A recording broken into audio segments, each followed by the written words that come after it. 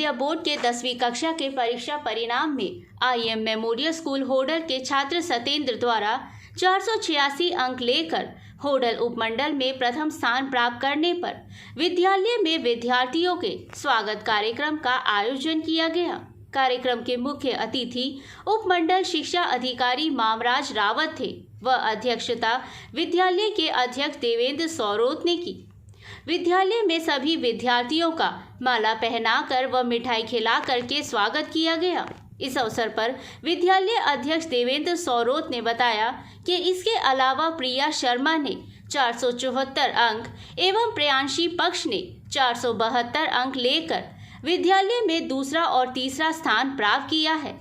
उन्होंने बताया कि विद्यालय की परीक्षा परिणाम 100% रहा है। इसके अलावा विद्यालय के 56 छात्रों ने मेरिट सूची में स्थान बनाया है। साथ ही 106 छात्रों ने 70% से ज़्यादा अंक प्राप्त किए हैं। इस अवसर पर इन विद्यार्थियों को सम्मानित किया गया। इस अवसर पर विद्यालय के संस्था अध्यक्ष प्रेम सिंह एडवोकेट, डॉक्टर सुमन सौरोत, जिलेश सिंह, हरिशंकर सिंह, प्रभु दयाल, सुमेर सिंह, बेनीवाल रामेश्वर, सुनीता सविता, जितेंद्र रावत, धरेंद्र चौहान, अजय कुमार, समेर देवतिया एवं अन्य अध्यापक उपस्थित रहे।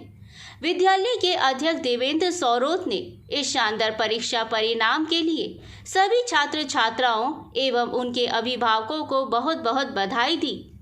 होडल से हुकुम गोला की रिपोर्ट। देवेंद्र सौरभ। देवेंद्र जी, आप कौन सा विद्यालय चलाते हैं, क्या नाम? IS memorial senior secondary school. तो आपके विद्यालय का +2 का 10th का रिजल्ट आया, कैसा परीक्षा परिणाम रहा? उस सबसे पहले तो मैं आप सबका धन्यवाद देना चाहूँगा। साथ में जो 10+2 का रिजल्ट आया था उसमें भी हमारे इन बच्चों ने काफ़ी मेहनत की है।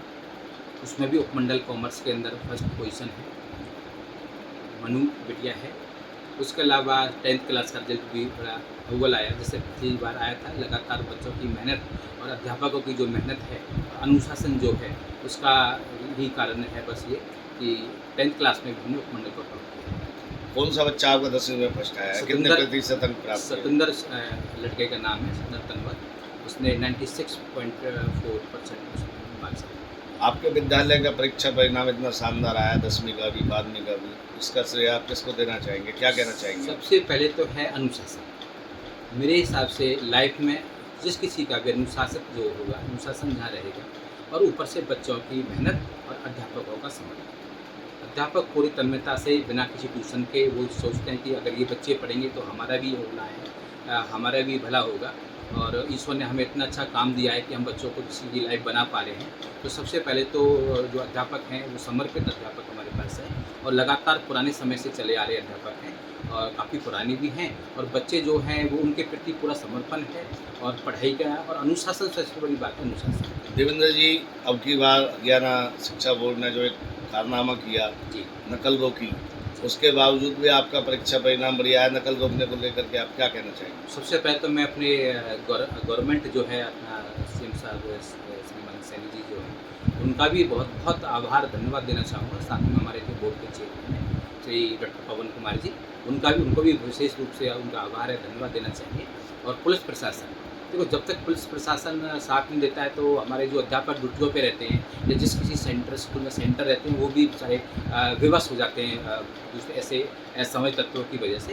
तो पूरे प्रशासन ने, गवर्नमेंट ने और स्कूल प्रबंधकों ने भी अपना पूरा योगदान दिया, और इस जो इतनी भयानक जो बीमारी एक तरह की थी, जो दीमक थी, जो बच्चों को खाई जा रही थी और नकल के रूप में, तो उसको बंद करना हम सबके लिए एक बहुत अच्छा सुनहरा मौका उन्होंने दिया है। और मैं गवर्नमेंट से, प्रशासन से भी, और खासकर बच्चे और अभिभावकों से भी एक अनुरोध करना चाहूँगा कि आगे भी इस बुरी बीमारी को हटाने में प्रशासन का भी साथ दें, जिससे कि हमारे बच्चे, इतनी मोटी फीस है, समय का बर्बादी हो रही है, और बच्चे नकल के आधार पर, जो बच्चा पढ़ने वाला बच्चा होता है, अगर रूम के अंदर अगर नकल चलती भी है तो बच्चा अपना दिमाग ना लगा के नकल की तरफ ध्यान देता है, और उससे हमारा क्षेत्र जो पिछड़ता जा रहा है।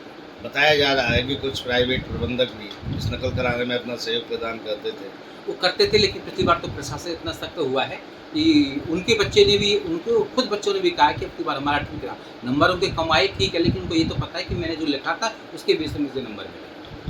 हमारा पलवल जिला सबसे प्रसिद्ध जिला रहा है, एक किसमें नंबर पे रहा है, क्या कहना जी चाहिए? इसमें इससे पहले नूह है, हमसे पीछे नूह है। एक ही तो है हमारे लेकिन ये पीछे। दुर्भाग्य की बात है, किसी समय ऐसा था कि पलवल का हमारी पोजीशन आती थी, अगर बोर्ड में कोई पोजीशन थी 10 टॉप में हमारा पलवल रहता था। हमने भी पीछे हरियाणा टॉप किया हुआ है और हमारे दूसरे साथियों ने भी हरियाणा टॉप किया है, लेकिन हरियाणा की पोजीशन मतलब था पलवल की पोजीशन आना। लेकिन ये दुर्भाग्य की बात है, कहीं न कहीं कोई कमी हमारे ऊपर भी है और हमारे अध्यापकों में, हमारे बच्चे, माहौल का भी फ़र्क है, जिससे कि वो परसेंटेज हम नहीं ले पा रहे हैं जो हमें लेनी चाहिए। क्या आप मानते हैं प्राइवेट विद्यालय जो है, सरकारियों की तो बात छोड़ो, प्राइवेट विद्यालय जो है मोटी फीस लेते हैं, लेकिन उसके बाद भी हमारा पलवल जिला पिछड़ रहा है, क्या कारण? देखो मोटी फीस के हिसाब से ये है कि फरीदाबाद जो बड़े शहर हैं, मोटी फीस तो वहाँ आप समझो पलवल में कम है और होडल हाथी हसनपुर में तो और भी कम है। हमारे गांव में जो स्कूल प्रबंधक चला रहे हैं वो उनकी फीस और भी कम है, लेकिन वो इतनी सूक्ष्म फीस लेने के बावजूद भी वो बेहतर शिक्षा देने की कोशिश कर रहे हैं, बेहतर समाज को बनाने की कोशिश कर रहे हैं। क्या अब आप मानते हैं कि इसका पलवल जिले का शिक्षा का स्तर आगामी वर्षों में सुधार होगा इसमें? हाँ बिल्कुल होगा, जैसे नकल बंद हुआ है और पेरेंट्स को भी ये लगा है कि हम प्राइवेट में पढ़ाने के बावजूद भी हमारे नंबर कम आ रहे हैं, तो उनको भी आँख खुली हुई है, वो भी पेरेंट्स हमारे स्कूल पर दबाव डालेंगे, टीचरों से मिलेंगे, मुलाकातें करेंगे, बच्चों पर थोड़ा ध्यान देंगे और खासकर मोबाइल जो है, मोबाइल और मोटर बाइक इन दोनों का जब तक परहेज नहीं करेंगे हमारे बच्चे ढंग से नहीं पढ़ पाएंगे। DB News 24 लाइव से बातचीत करने के लिए धन्यवाद। आपका भी बहुत बहुत धन्यवाद। क्या नाम है आपका? सत्येंद्र तंवर, कौन से विद्यालय में पढ़ते हो बेटा? IS memorial senior secondary school, कौन सी क्लास में पढ़ते हो? क्लास 10, तो आज परीक्षा परिणाम आया, कितने अंक प्राप्त किए आपने? जी 97.2%। तो आप इसका श्रेय किसको देना चाहोगे? जी माता पिता और टीचर्स को। तो आप क्या कहना चाहोगे जो आपने इतना अच्छा मुकाम हासिल किया है, क्या किया आपने, मेहनत की, क्या किया? जी मेहनत और अनुशासन की वजह से ये सब हुआ, और बस माता पिता और सभी अध्यापकों का आशीर्वाद है, इस वजह से। तो आपने 10वीं की परीक्षा पास की, आगे आपको +2 की परीक्षा भी पास करनी है, तो क्या आप +2 की परीक्षा में भी इतने अंक प्राप्त कर पाओगे? जी इससे ज़्यादा करने की कोशिश करूँगा। +2 करने के बाद आप क्या बनना चाहोगे? जी वो अभी मैंने सोचा नहीं है। DB News 24 लाइव से बातचीत करने के लिए धन्यवाद। क्या नाम है बेटा आपका? मनु शर्मा, आप कौन से विद्यालय में पढ़ते हो? IS मेमोरियल, तो आप कौन से स्थान पर आए हो, कौन सी कक्षा में? 12th कॉमर्स में फर्स्ट किया।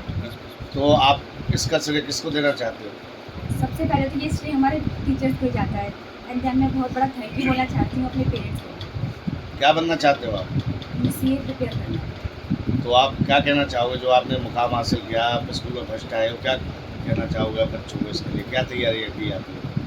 तैयारी यही है बस कि अच्छे से पढ़ाई करनी है, डिसिप्लिन रखना लाइफ में, एंड टीचर्स की बात को मानना है। DB News 24 लाइव से बातचीत करने के लिए धन्यवाद।